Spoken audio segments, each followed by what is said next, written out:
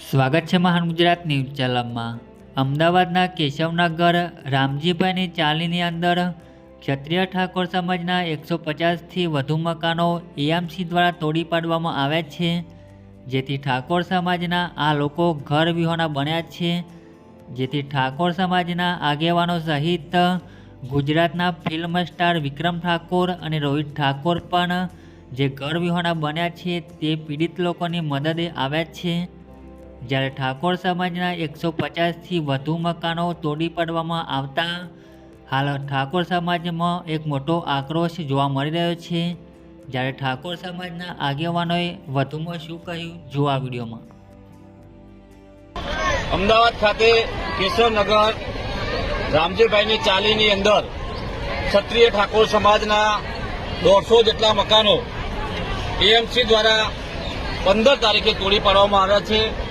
AMC દ્વારા બહેનો ભાઈઓ ઉપર અમાનુષી અત્યાચાર ગુજારી અને જે પરિસ્થિતિનું નિર્માણ થયું છે એ પરિસ્થિતિને જોઈને આજે સમગ્ર ગુજરાતનો ઠાકોર સમાજ ખૂબ આક્રોશનો છે અને ખૂબ દુઃખની લાગણી અનુભવે છે।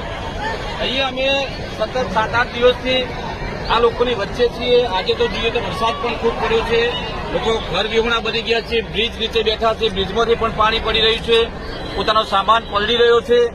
ત્યારે અમારા સમાજના જે ફિલ્મ સ્ટાર કહી શકાય એવા વિક્રમભાઈ ઠાકોર અને રોહિતભાઈ ઠાકોર સમાજની લાગણીને માન આપીને એ આજે અહીંયા આવ્યા છે। સ્પોટ ઉપર મુલાકાત લીધી, લોકો સાથે સંવાદ કર્યો, જે પણ નાની મોટી મદદ કરવાની હતી એ મદદ પણ એમને કરી છે। હજી પણ મદદ કરવા માટે એ લોકો બંધાયેલા છે એવું એમના દ્વારા જણાવવામાં આવ્યું છે, એટલે સમાજ પણ એમનો ખૂબ ખૂબ આભાર માને છે।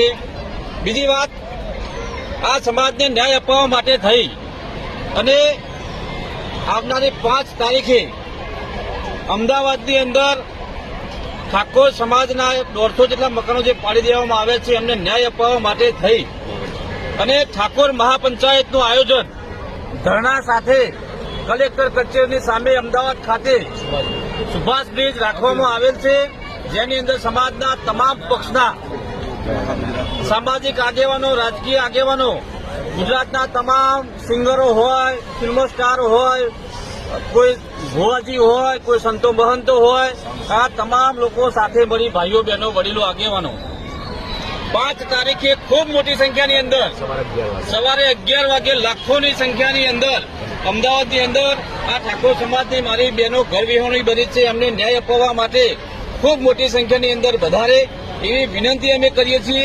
બે હાથ જોડીને વિનંતી કરીએ છીએ, કારણ કે જે આપણા સમાજના યુવાનો અને બહેનો જે કાલે પોલીસ દ્વારા ધોકા મારવામાં આવ્યા છે અમે જોઈ નતા શકતા। એક બેનને તો માથામાં ઘણું બધું વાગ્યું છે, સીટી સ્કેન કરાવ્યો, એક ભાઈને પણ છાતીની અંદર વાગ્યું છે। એટલે આવા કોઈ સમાજની અંદર બનાવો ના બને, સમાજની પડખે ઉભી રહેવાની આપણી તમામની ફરજ છે। સમાજે આપણને મોટા કર્યા છે ત્યારે આપણી સૌની ફરજ છે। તો 5 તારીખે અમે વિનંતી કરીએ છીએ કે મોટી સંખ્યાની અંદર સવારે 11 વાગે કલેક્ટર કચેરી સુભાષ બ્રિજ ખાતે સમગ્ર ગુજરાતનો ઠાકોર સમાજ ઉમટી પડે અને આપણી બહેનોને જે તકલીફ પડી છે એ તકલીફની અંદર ન્યાય મળે એવી સૌને વિનંતી કરું છું। બે હાથ જોડીને જય માતાજી, જય ઠાકોર સમાજ, જય ઠાકોર। ભાઈ કોઈ ચર્ચા બર્ચામાં રામજીભાઈ 2 શબ્દો, રામજીભાઈ કે 2 શબ્દો, રામજીભાઈ ક્યાંથી 2 શબ્દો? જય માતાજી, જય માતાજી, જય ઠાકોર સમાજ।